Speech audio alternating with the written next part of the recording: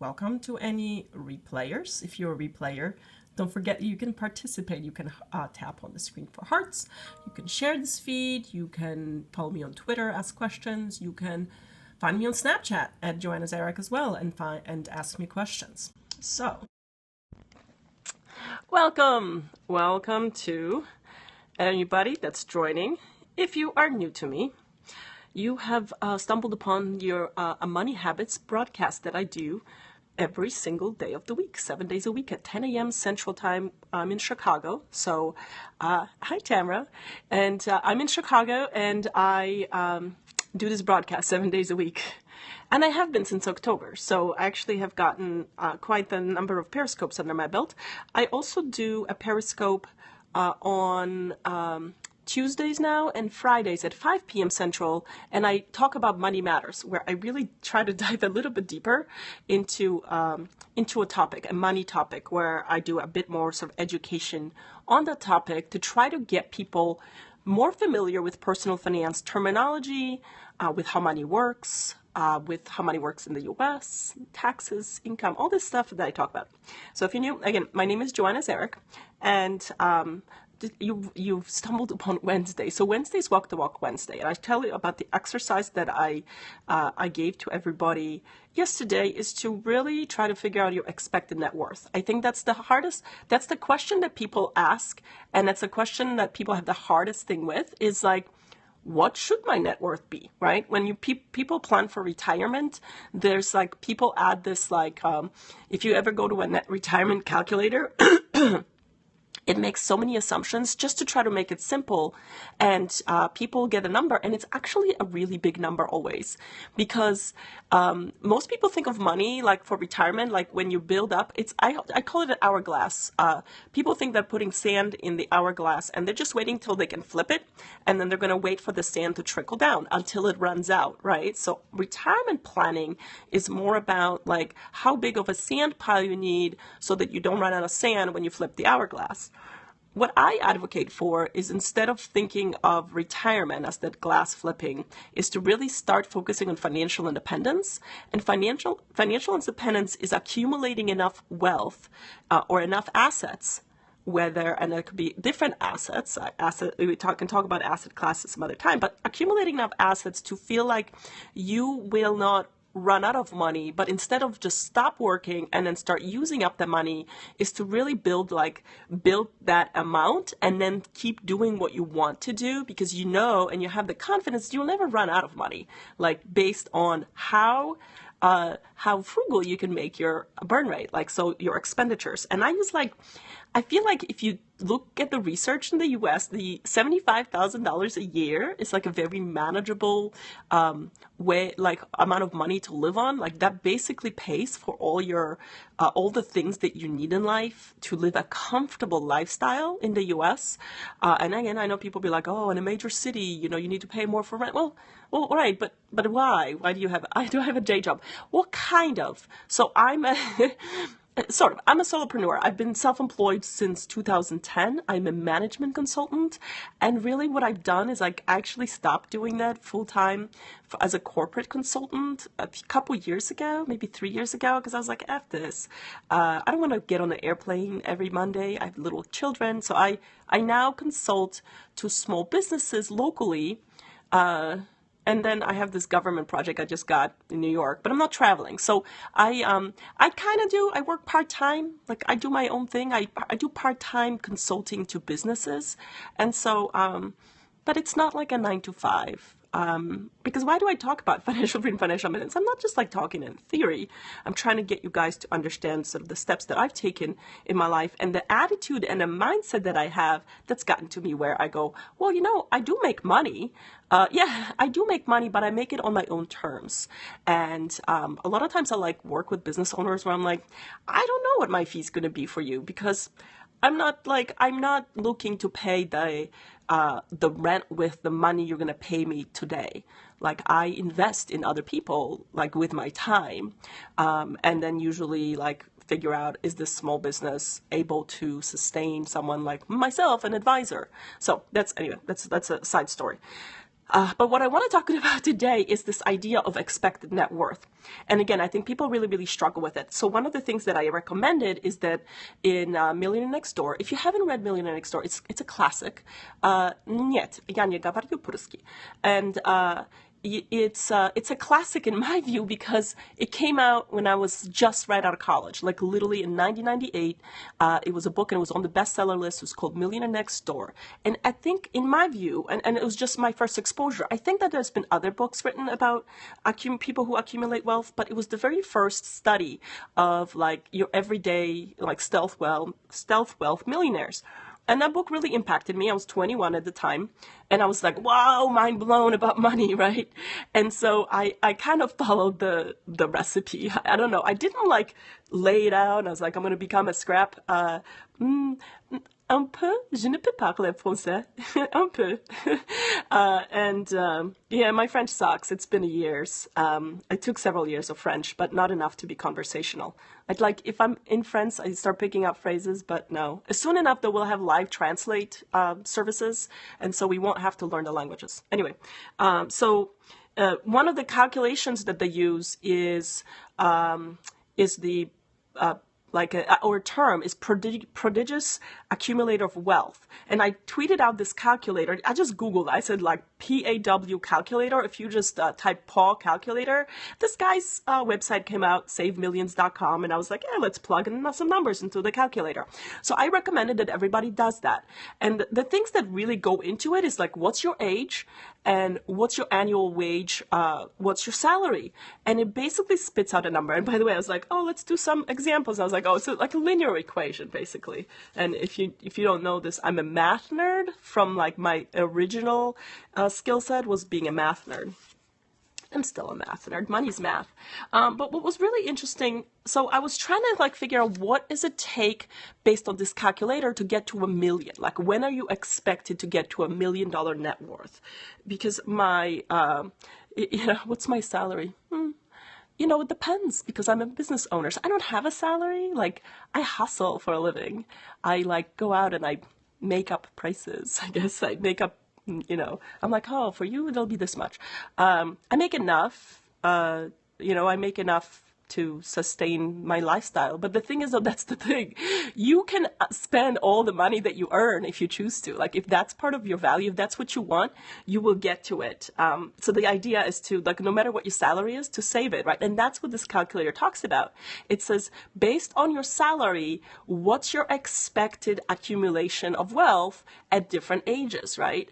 And so what's interesting, you can actually go in and say, oh, well, when I was 20, for example, I was in school, but let's say when I was 23, I was in graduate school, right? And I had a stipend. It was $16,000, right? So you can go in and be like, when I was 23 and I made $16,000, what's my expected net worth?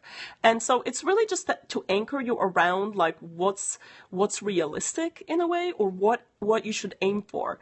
And then people will, of course, there'll be objections. Like I think, like in my opinion, the calculator does have to allocate some money to some standard of living and then give you the net. This is why out of the five things that I say, the 5 factors in building wealth, number 1 is your income. Income is always going to trump everything else when it comes to wealth accumulation, because you have to have income out of which to say taxes number 2. So income is number 1, right? Taxation is number 2. Investments is number 3. Big purchases number 4. And number 5 is risk mitigation. And if you're not paying attention and learning about those 5 factors in wealth building, then it's going to be really hard. That's what I'm trying to tell you, is it's going to be a lot harder if you're not paying attention and have a plan to mitigate those 5 things. So again, you have income, and what that means is that you have to figure out how to make more money in your lifetime at whatever age you are, whatever stage of life. If you're not spending time going, if I wanted to make an extra $1,000 a month, how would I do that? And you're not solving for that equation. If you're just like, money is something that someone else decides for me, like how much I earn is someone else's decision, then that's what it's going to be. It's going to be someone else's decision on how much you earn, and you're not going to be able to build wealth. If you decide that you're going to take charge of your income and you're going to figure out and you're going to learn. By the way, I learn. I knew nothing and I still know very little in the greater, in sort of the greater scheme of things with like people who are experts. I don't know enough about like affiliate earning or book sales, or there's like a lot of these like passive income stuff, like Pat Flynn from Smart Passive Income. He's amazing, right? And I just started to learn that because I didn't know anything about it. So learn about different income sources, and you have to take the time, right? And you say, do I have something of value that I can sell? Either your time, right? You always start trading your time for money. And I did too, right? By the way, I traded a lot of my time for money when I was younger until I learned skill sets that would gain me a larger leverage, right? A greater value. And there are some things that I'm expert at that society doesn't value, by the way. Like, I'm a scientist by training, and society doesn't value my contribution to science. And so I could have chosen that path and say, look, I have this passion for saving lives in the long term because my basic science research will, in 40 years lead to some discovery, and I choose not to. What's the best country to make more money? I'm U.S. I've lived in the U.S. for a while, and I'm from Poland originally, so I do think that the U.S. offers a lot of opportunities. I know that there are countries with lower taxation, so like taxes, but I personally don't mind the taxation code in the U.S. I find it, I'm very, in some ways, I'm very patriotic. I'm very pro-U.S., right? I think that in the U.S., the barrier to entry for small business owners is so low. Super low. Because like when I've gone over to Europe and I was like, I have my own consulting firm, and they were like, oh, but how do you do that? And they're like, how can you just start a consulting firm? I'm like, I don't know, it's what everybody does. So both the mindset in the US and just the ease of entering into business is like, I see that as huge. Now, are there like more optimal countries when it comes to taxation? Perhaps. Like some people have given up their citizenship to move to Hong Kong to get their Facebook shares to not be taxed. I don't know. I've heard of some people like that. So there is obviously stuff around it. But what I talk about is whatever context you're in, like learn those things, right? So anyway, back to the prodigious accumulators of wealth. So again, savemillions.com, there's a calculator there where you can put your stuff in. But what you start, like if you just play around with it, you go, okay, how do I get to 1 million? So a prodigious accumulator of wealth, which is someone who saves an extra amount than most people, it's like double the average. You have to, at 50 years old, if your salary was like $100,000, and it's a simple calculator, it's like presumes some flat line. So that's when you get to 1 million. If you're a prodigious accumulator of wealth, you're making $100,000 and you're 50.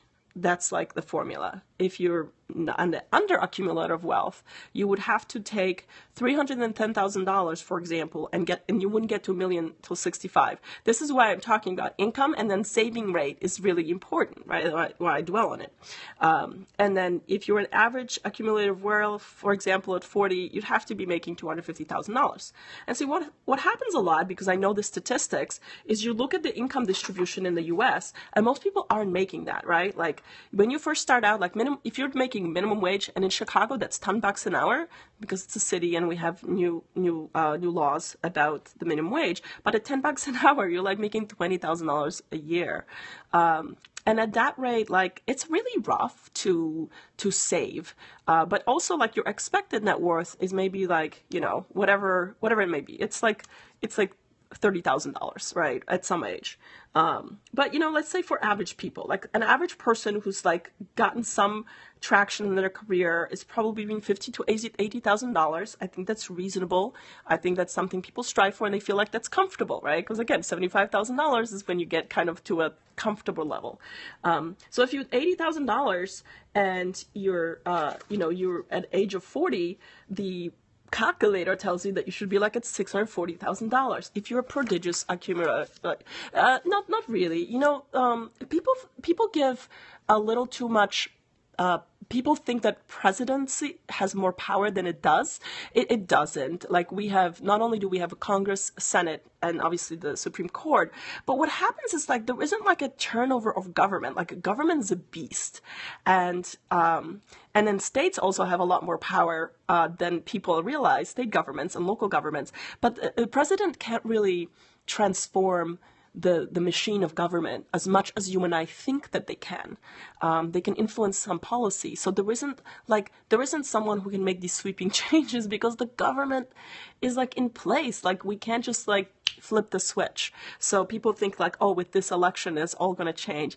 It isn't. You know, there's some like there's just a lot of like favor trading in politics, and there's a lot of like the appointed positions aren't as powerful as like incremental changes that you can make to sort of how government works. So anyway, that's an aside, but I don't think that like a new president doesn't change as much as we think they will. And the reason I know this because I was on a campaign a few years ago, and when that happened, when you know, and do I know Panarin? No, and then when that happened, then I looked at government. I was like, got inside. I was like, wait a minute, like none of these. Oh, of course I will vote. None of these. I am a citizen. Like I took. By the way, becoming a citizen in the U.S. is not that easy, right? Like you actually have to work hard for it. So I worked really hard to get my citizenship in the U.S. So of course I vote because that's one of the few rights that you gain as a citizen versus like being born into it. So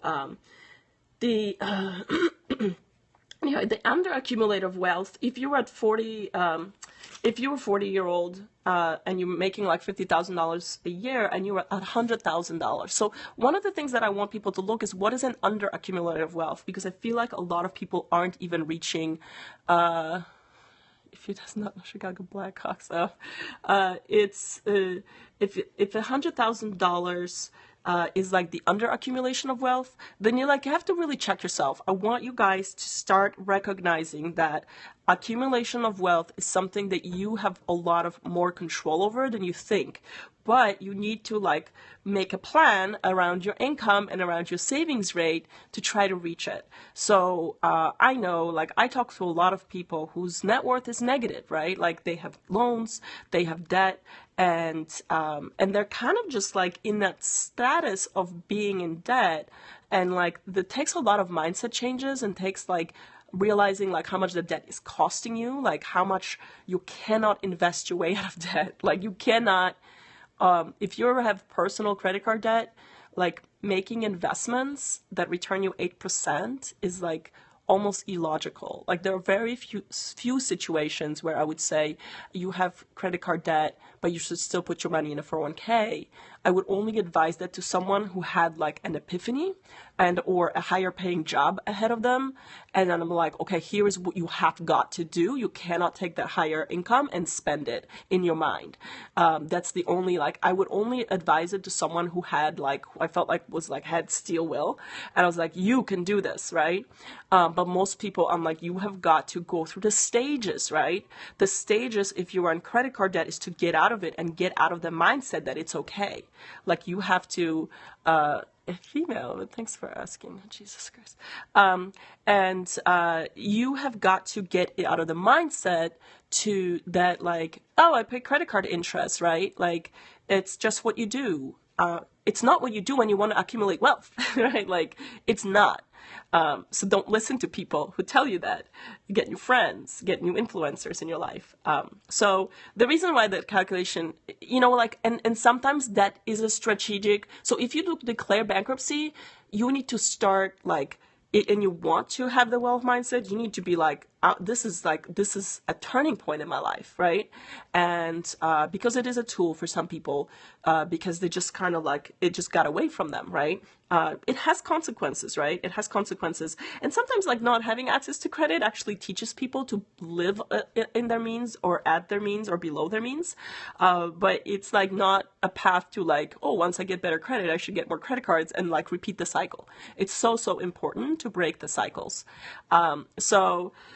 It's just, and again, it's everybody's situation is very individual, but your mindset of how you see money and how you see wealth is really, really important. So do the math, do the calculation, figure out where you are. And again, figure out what would it take, play around and say, when does it get to $1 million? And why do I use the 7-figure net worth as kind of an anchor. It's because it's like, it's very symbolic, right? We have it like, again, you read Millionaire Next Door, right? Like you had to clear the 7-figure net worth to qualify for their study. And so it's kind of a clearing hurdle, because once you get, here's what happens.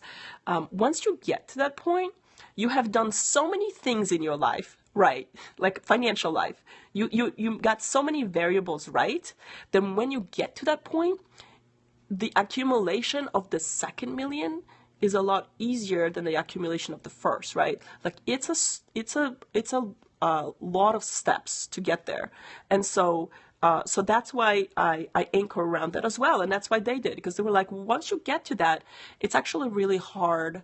It's not impossible, right, to fall off of it. Because if you got there on a gradual level, right, it's actually harder for people who get that net worth out of a lottery winning, out of a company. Like it takes actually a lot more discipline, and they also need a lot more cushion, because there's like that euphoria of having a lot of money. And with that, if you're gonna accumulate a lot of money fast, I would say you need to get to like 3-4 million, because you need more buffer for your errors, right? And so economic outpatient care, like in Millionaire Next Door, is a really interesting concept. I do think it enables people to not like, I was reading a Quora question where like, what do you think about Warren Buffett and Bill Gates not passing on their wealth to their children? And by not passing their wealth, what really I think both of them have done is given their kids a trust fund that's a fraction of their net worth, but it's enough for those children to never be poor, right? But then it's not to give them like the access to all the money. So I think that people who are not teaching their children how to make and manage money are doing them a disservice, right? So a lot of business, the economic outpatient care idea is that a lot of business owners in their studies, the millionaires, their daughters ended up not having a lot of money or marrying men who weren't providers. And so the fathers would be supplementing the daughters most frequently. And I know it sounds sexist, but it's like in their study, that's what they found, is that because the father in the traditional sense, when they studied millionaires in the 90s, the people had a more traditional structure where the father was like sort of the primary business owner, and the mother usually was the accounting. Like she still operated. It was usually a couple operated business, and so it was still sort of the father-daughter relationship where they gave money. I don't know. I mean, like, am I going to invest in my children? Yes. And I'm going to, do I want to give them the opportunities to follow their dreams? Yes. Am I just going to give them a bunch of money and be like, oh, do with it what we will? No, I'm trying to teach my children the value of money, and also like how contributing to society is what should determine how much you have. And I know, again, society doesn't value everybody equally in terms of contribution, right? I know this from myself. My value to society would arguably be much higher if I did brain research, which is what I was trained to do. Because again, I'm like one of the 0.1% of people who understands like neuroscience pathways and how molecular, and I'm like geeking out, right? Like how molecular biology impacts the brain. And perhaps my time, in the greater scheme of things, would it be better spent in the lab doing the studies? Yeah, right, being teachers, right? Because it's like, people like gravitate towards the things that they're comfortable with, right? Versus which is fine. And we need teachers. Like if like people who love doing that job and who love interacting with the children, like more power to them.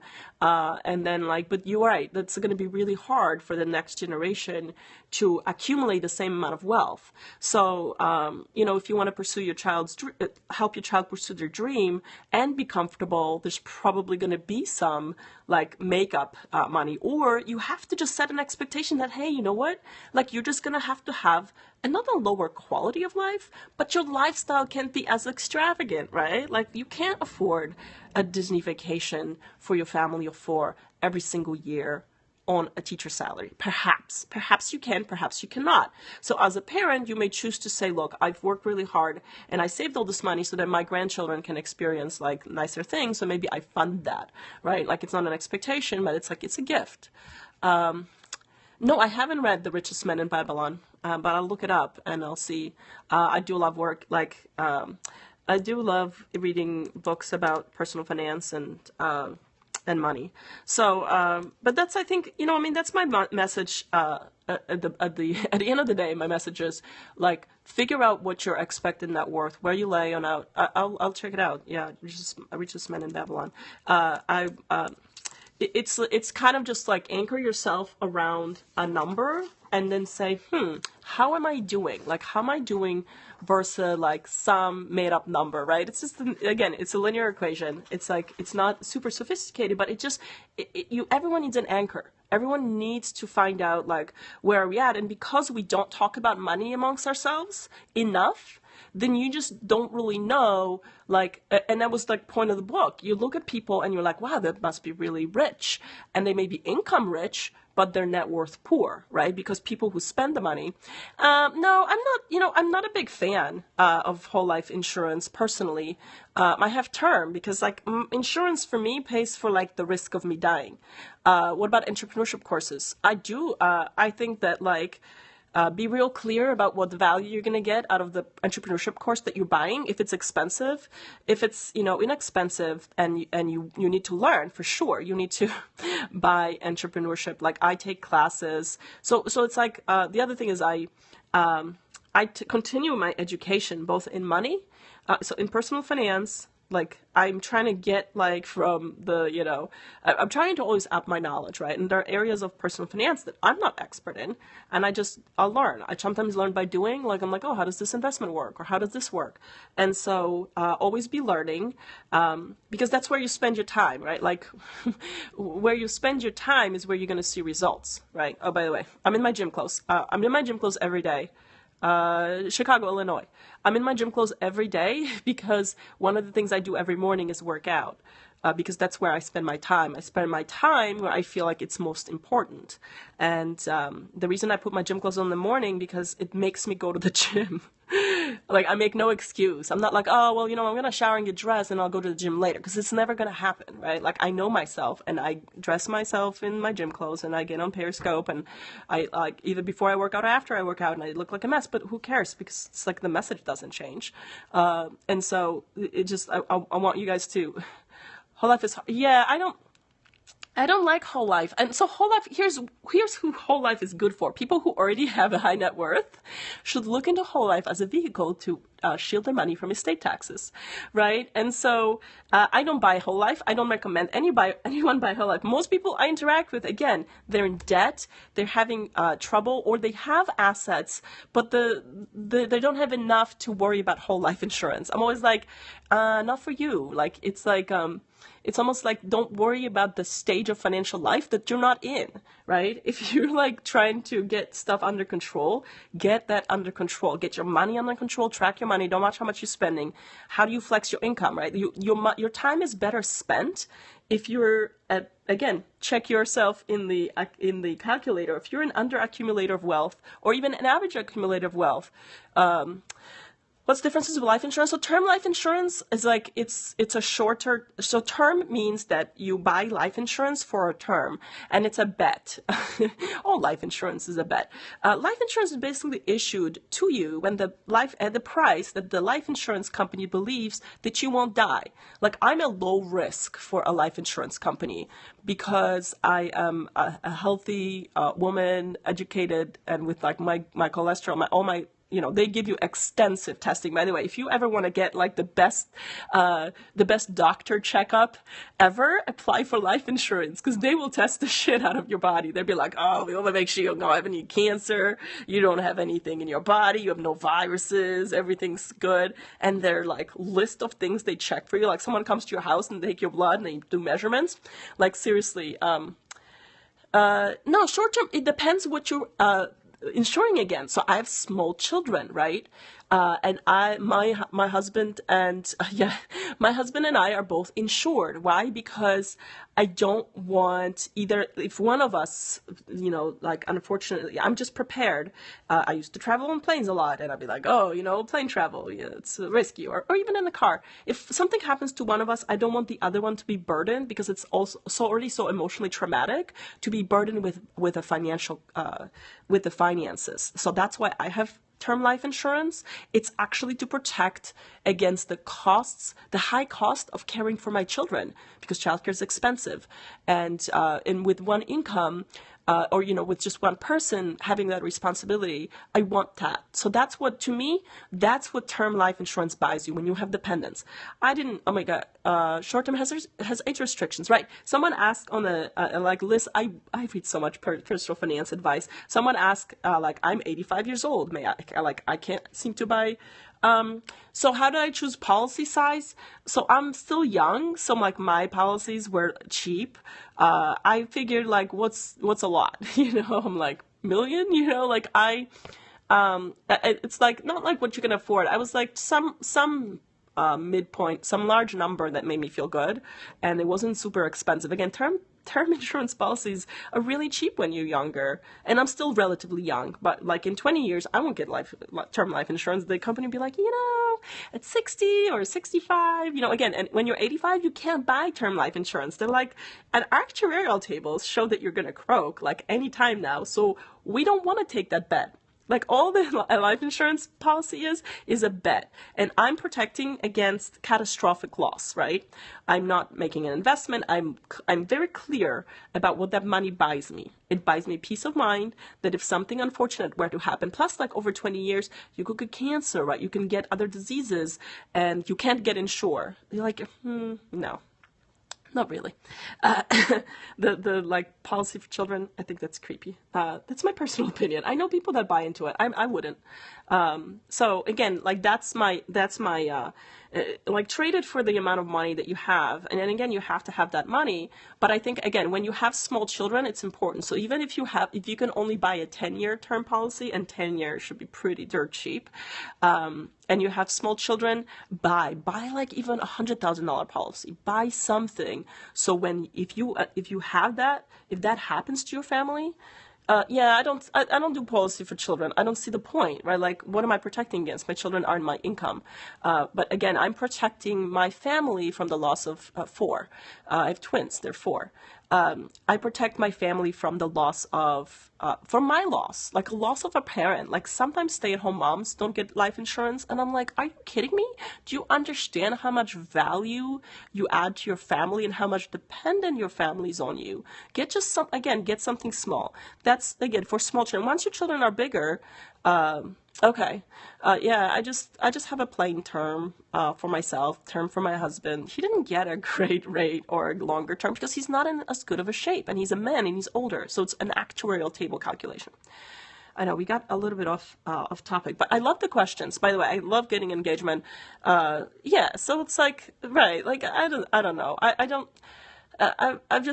look at some of the smaller policies and I'm saying, well, can I self-insure, right? So there's a combination of can your money be better spent? That's why I don't believe in buying whole life insurance policy unless you're already at $5 million net worth mark and you're really looking for where can I put money? Because whole life is not age dependent, right? It's a bit of an investment play, but it's not good for ensuring. I love HSA. So right now I don't have even though I have a high deductible plan, it comes with this linked HRA, which is a healthcare plan, which is an account that the employer pays into. It's a weird mix, and then you're not eligible for HSA. I love health savings accounts, but right now I'm on my husband's plan. But when we do get off that, and I will always buy a high deductible policy because I like being I self-insure, right? If you knew the costs, I don't love it. It comes with the plan. It's an extra $1,000 from the employer. I'm like, whatever. It's what it is. They don't offer one with an HSA. So that's and again, I like the high deductible plan. So buying health insurance, for sure. I still I see the value. I've always had life insurance, whether or not I've been employed. I've paid out of my pocket a lot before health insurance became deductible, by the way, for businesses, or if you don't have a business to like income to deduct it against.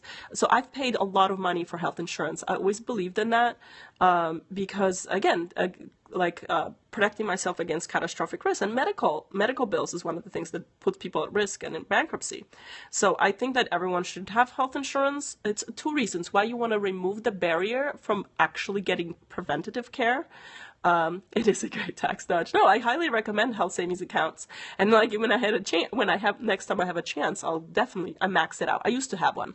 So I used to have a plan, different employer with, and I was like, max out your health savings account. It's a great one. I don't think that there is such a thing as best health insurance. I do think that like our health insurance options are more affordable. Like it was a real thing. Like people with pre-existing conditions could not get insurance. I mean, their insurance policies would be like thousands of dollars a month that they couldn't afford. So it was like a real burden on them. And also like the people need healthcare, like they need medicine, they need doctors. And so I think I say don't just look at the cost of the policy, like look at total cost of your healthcare and understand like how much all it's going to cost and self-insure a portion of it, because you may save in premiums what it'll cost you to put in the health savings account, right? So if you have an option, get the high deductible plan, but put the balance of what you're not paying in premiums into a health savings account. You're going to tax deduction, etc., etc.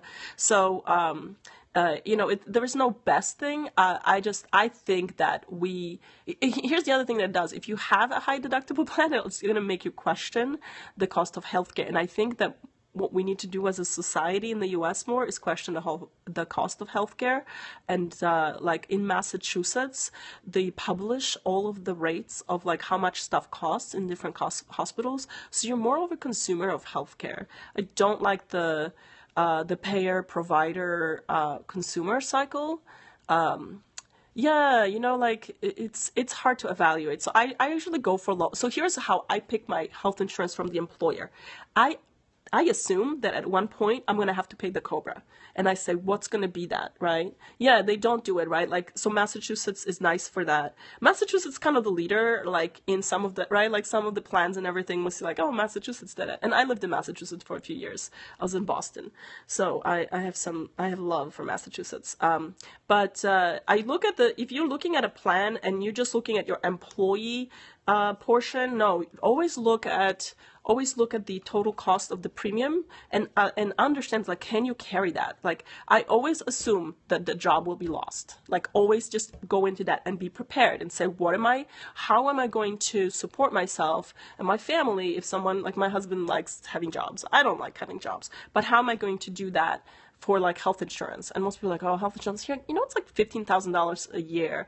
That's the value of it. Like, it's not some magical thing and people make it more than that. It's a service that you buy. You buy health insurance. It protects you against catastrophic loss. And then you use your savings, whether it's health savings account, whether it's your emergency savings account, to self-insure, right? Like, it's a math equation. Start looking at it like more. And that's why people are like, oh, what if you become self-employed? Well, first of all, make sure you're bringing more money to cover all the extra taxes you're going to pay for being self-employed, and then add an extra $15,000. Like, your target should be higher, right? So again, income is not what someone dictates to you. It's something that you go out and get in the world by figuring out what skill set does the world value, and trade that for the income flow.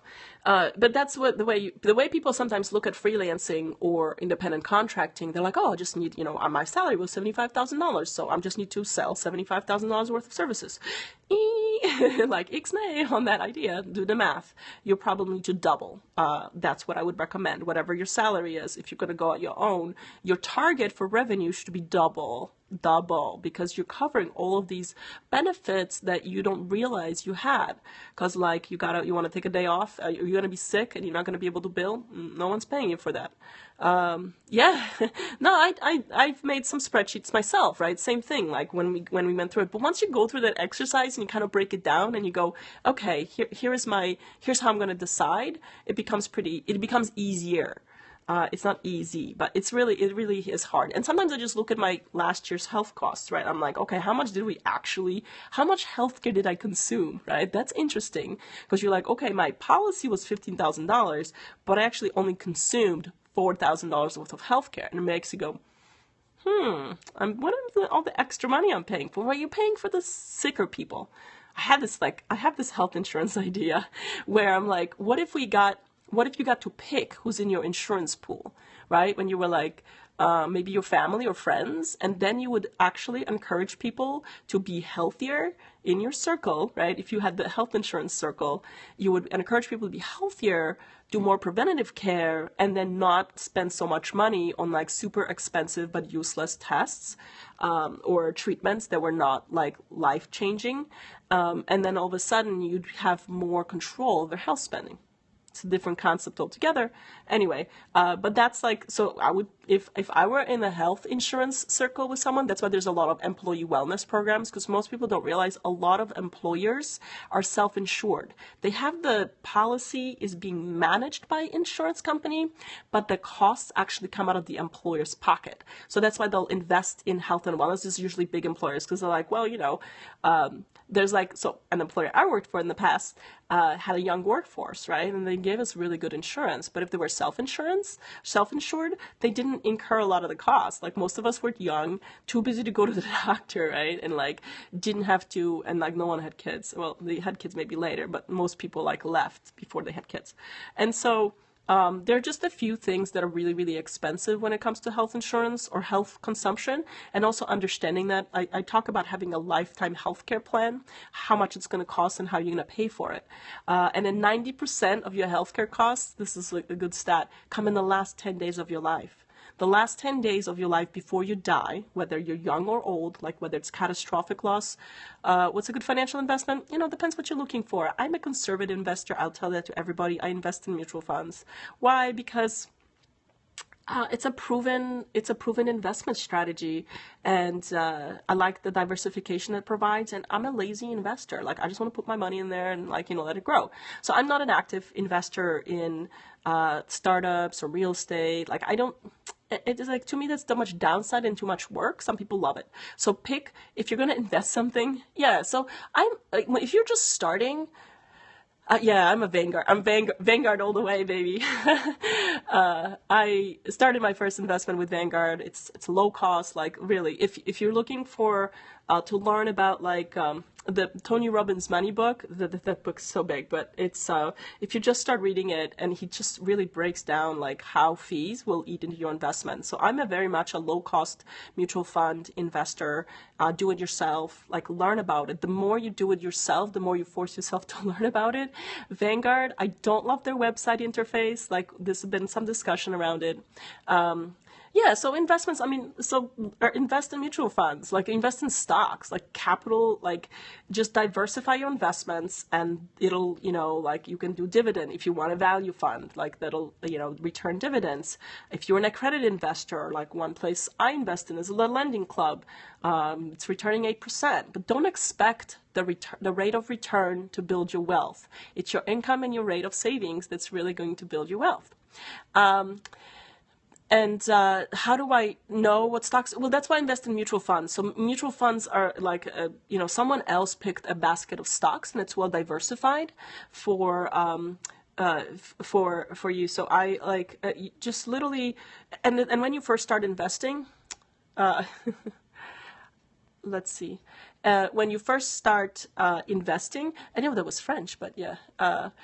It's distracting. So when you first start investing, one of the things I really encourage people to do is figure out what's your tax-deferred investment strategy. So open an individual retirement account, or if you have 401k at work, taking advantage of tax breaks when you have lower cash flow, because what you're trying to do is maximize those. And if you can I can't afford to maximize this, then I'm like, okay, then you really need to, if you have a cash flow problem because you're young or you just don't have enough income, you really need the tax advantages of the tax deductible accounts. So whether it's an IRA or a 401k, you need to go there first because the tax benefit is much greater than some of the, some of the issues that we know are systemic in like a 401k system. Not enough income, right? But if you have, so do you have a 401k at work? I mean, are you in the US? I know there's other plans in other countries, but if you have a 401k at work, do it. But if you don't, like, you gotta dig deep and get an IRA and open an individual retirement account. And then, like, if you open it at Vanguard, it's the lowest cost, and get a mutual fund. It depends. So that's a more sophisticated, the HSA, if it's available, because it is tax deductible and it's used for medical. But, I mean, I'm like max out everything, right? Yeah. So, you can just try to like put some amount of money, like get in the mindset of starting, because it's gonna, your paycheck. So here's why people don't do it. They're like, my paycheck's gonna get smaller and I already live paycheck to paycheck. It is, but it's not gonna get smaller by the amount you contribute, because it's kind of like the government's contributing to it. So what you can do is, if you get a refund at tax time, what you can do is up your W-4 exemptions. So whatever, like just add one, like if you get so for every, this is my, like, I made up this like rule, the calculation. If you're getting, for every $1,000 that you get in a tax refund, you can probably up your W-4 by one exemption. So if you're like, oh, I get $5,000 tax refund, so up your W-4 exemption so that less tax is being taken out, which means your refunds be smaller. But then, like, to avoid that, like, I'm living paycheck to paycheck and I need every penny, and then add on the reverse, add your 401k contribution, right? So that's kind of how you can front your cash flow to make sure that you're still able to pay all the stuff that you have already in your life, but that you're also investing in 401k. So that's kind of the offset it, but just recognize that your refund's not going to be as much next year in April, right? But your net worth will grow. Because what you're going to do is you're going to get tax advantage, right? You're going to get a tax deduction of the 401k. And depending on your income, if it's really low, you may even qualify for a savings credit. Well, that's for the IRA, if you actually do an IRA. But anyway, if you have a 401k, that is the easiest way for you to start investing, because you're going to get the tax advantage and the tax rate. Thank you. It's so funny. We had a friend over, and she was like saying how how amazing I am, because I'm actually helping like anyone that wants help with their financial situation. I've just started helping people. I was like, F it. I make money in my business, and this is like, I just started doing on the side where I just like try to help people figure out their money. Because I feel like financial literacy, and I'm going to volunteer at my local school to teach it. Yeah, people are lost, and like financial industry, it tries to make it confusing, because they're like, well, you can't handle your money. Let us handle it for you. Better yet, why don't you take a loan? And like, well, yeah. Don't get me started, okay, rant. So yeah, so for you, I would highly encourage you to go to your HR department and say, if you're getting like a few $1,000s in your refund every year, to say, I would like to adjust my exemption. Yeah, they want your money, right? I would like to adjust my exemption. You can do it any time in the year. I've asked people to do that, and I said, can you do it anytime? And they said, yes. And so whatever your W-4 form is, just add one number, right? Like, or if you're confident enough, if you have multiple $1,000s, add two. That basically they'll take less tax out of your paycheck. And you don't have to have like, oh, I only have 2 kids, so I can only put 4 on my exemptions. That's not how it works. It's just the exemptions are a way for the payroll company to make sure they're taking appropriate amount of tax. But it's not an exact science, because if you have other deductions and you're getting a tax refund, it's like really to tell the government, hey, you're going to owe me money and I want it now. Like, it's your money, you want it now. So that's how you can front money for yourself to be able to invest in 401k, right? But only do that if you simultaneously go, I'd like to sign up for my 401k plan. And they'll say, well, how much, what percentage do you want to deduct? And obviously, like, figure out 10% is going to be 10% of your paycheck, but you're not going to see your paycheck lowered by 10%. It's probably going to be lower by 6%. Why? Because you're going to get that tax advantage. So if you can, I would encourage you, start with whatever percentage you can. I would say max it out, right? Like, my mission for you is to max it out. But if you can't, just go 5%, 10%, and then just like see how that impacts your paycheck, right? How all the calculations is there a book? There's no book on that. And I'm still like, I know people are like, is there a website? Do you sell a course? I don't have a book. I should start writing at least blog posts on it. There isn't a book per se. again, I like the Tony Robbins Money book, but I feel like it's a little advanced. It's like to convince you of that. So there isn't necessarily a book, but like really literally follow these steps. And I should do that. Like, how do you front cash to fund your 401k? Because this recently occurred to me, this W-4, actually just now it occurred to me, this whole W-4 exemption increase if you're getting a tax refund and simultaneous 401k investment contribution to get that.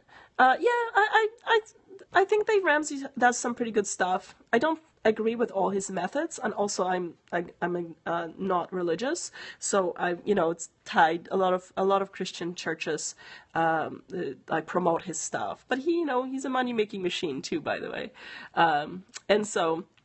He gets some good methods. Yeah, I think Dave Ramsey's methods, I think some people swear by them. I don't like the snowball method. I'm like, be rational, pay off your highest interest debt first.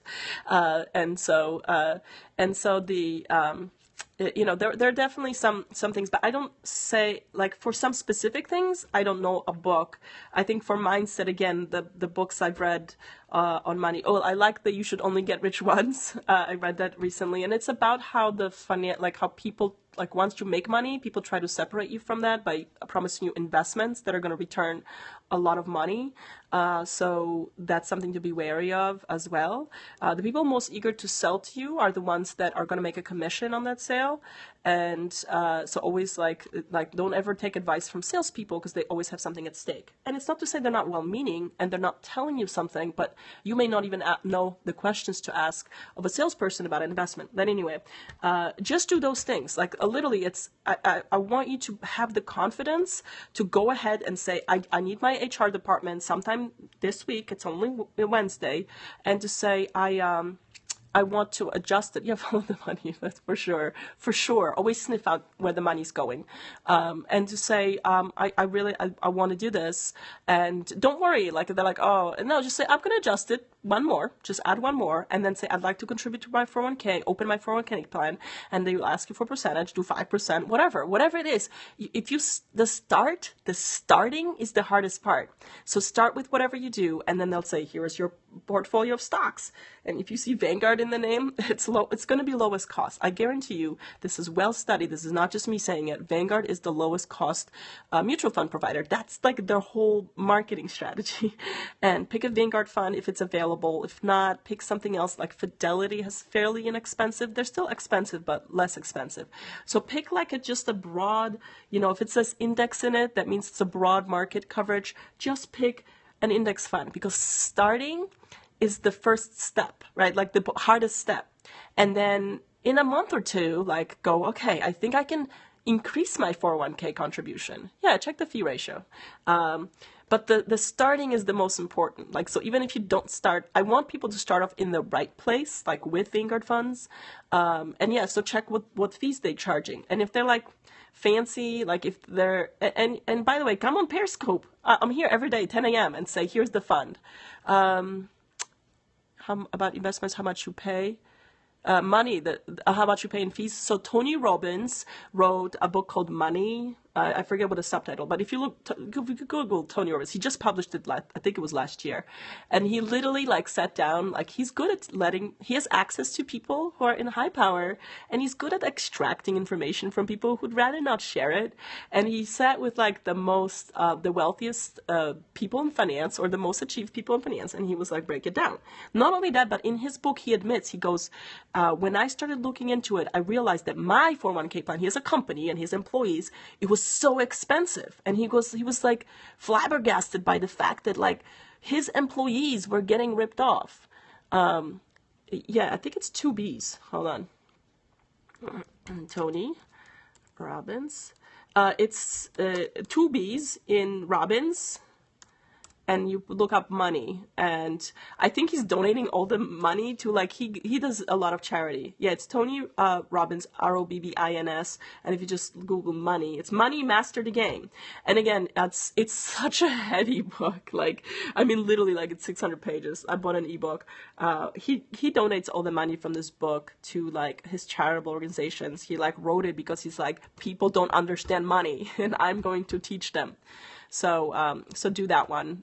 If you like, once you start reading that, you'll start understanding about investments and fees, and you'll be like, well, is 401k really the best place? It's just the easiest. So just get started. Okay, I think my battery's gonna die soon. Checking. Yeah, no, it's not so bad. That's the best. I find I had so much clarity after reading the book, and I literally haven't read all of it yet, but just the first like few chapters, I was like, shit, like this is really important. Like, this fees. And he's like, yeah, I talked to everybody, and he changed his company's plan based on what he learned by writing this book. And he's like, I can't believe Tony Robbins, who's like fairly successful, he's like, I was being duped by the high fees plans, and all the employees in my plan were getting short, the short end of the stick on this, because the fees were really eating into their investments. And he lays it out. So I highly recommend it. You kind of have to like read it in your head in Tony Robbins' voice if you ever read his video, because he writes in his in the way he talks, it's very lengthy. But if you kind of make the Tony Robbins audio tape, or maybe like read it, I know some people listen to it on audiobook. I'm a visual learner, so I like reading. Like when I listen to audiobooks, my mind drifts off. So yeah, read that. Millionaire Next Door, just if you need inspiration. To executive compensation. And 401k. I'm not sure what you're asking. So whose responsibility is it? Like, how is it irresponsible to have such high executive compensation, or whether the 401k plans need to be lower cost? I wasn't sure what you were asking, but I have thought about no one. Oh, yeah, right. Like people, yeah, 401k plans. So the Department of Labor has actually passed some laws around 401k plans to be down, but the way they pass them is that the people who's on the hook is the employer. So the department, so if you feel like your plan is a high cost 401k, there are some, and I know Tony Robbins mentioned some websites that like do analyze the cost of 401ks, and I feel like employees need to start looking and being like, excuse me, Mr. Employer, you need to change the 401k plan, because the one you were sold, it's way too high fees. And I'm like, my money's not growing fast enough. And so the Department of Labor has passed the laws, but they will penalize the employer. So it's in your employer's best interest, if they don't want to incur the fines, to actually switch you to a lower cost plan. But you've got to raise your hand and say, Mr. HR, Mr. Vice President, we're going to self-manage. So I manage my own 401k. I have an individual 401k. If you are a solopreneur, or even if you have a business that's just you, and that means you're a solopreneur, if you have any side income, side hustle, 100% individual 401k is like the best. Yeah. And I do it for Vanguard, right? Because the first, you think HSA is it's a good tax vehicle. Individual 401k, best ever.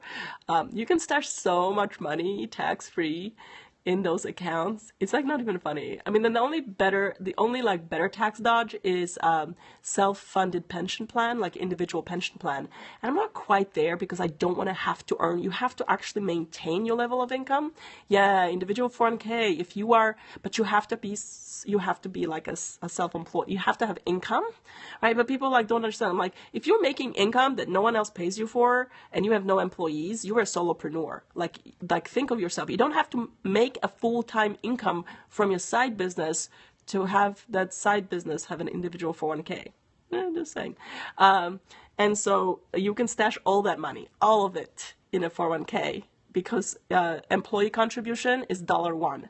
So the first $18,000 that you earn as a solopreneur can go into your individual 401k plan. Now, that's presuming that you don't have another 401k plan at work, right? So make sure you read the rules. The nice thing is that 25% of your profit after that can be contributed on the employer contribution, by the way, into your individual 401k plan. So if you're a high income earner, say if you are making a full-time income from your individual business and it's $200,000, let's say, like you're successful in whatever you're doing and you're making six-figure, I think around $200,000 you can max out. Vanguard has a great calculator. If you can ever find it, it's buried.